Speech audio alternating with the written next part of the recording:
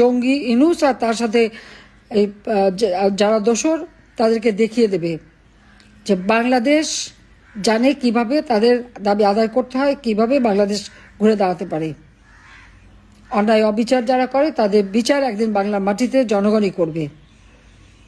কাজে আমি সবাইকে বলবো যে কোনো ঘাবড়ানোর কিছু নেই, বেঁচে তো আছি, বেঁচে থাকবো, দেশের মানুষের কল্যাণ আবার করব, আর এই অপরাধীদের বিচার ইনশাল্লাহ বাংলার মাটিতেই করব। আওয়ামী লীগকে রাজনীতি করতে দেবে না, আওয়ামী লীগকে নিষিদ্ধ ঘোষণা করে, আওয়ামী লীগকে নির্বাচন করতে দেবে না, আওয়ামী লীগের নেতা কর্মীদের উপর জুলুম করে এই দলটাকে শেষ করতে চায়। কিন্তু এটা এত সোজা না। মাটি ও মানুষের থেকে গড়ে উঠেছে এই আওয়ামী লীগ, কোনো অবৈধভাবে ক্ষমতা দখলকারীর পকেট থেকে গড়ে ওঠা না। এই জন্য আওয়ামী লীগের ভিত্তিটা অনেক শক্ত, শিকড় অনেক দূরে প্রথিত, এটা উপড়ে ফেলা এত সহজ নয়।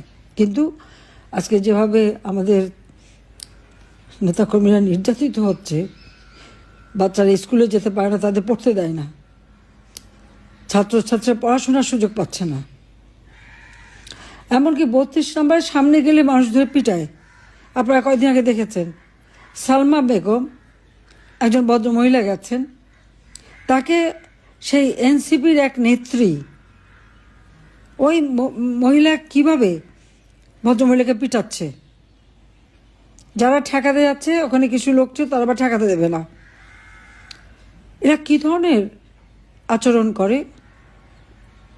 বাবা মা কী শিক্ষা দিয়েছে? এরা কী লেখাপড়া শিখেছে?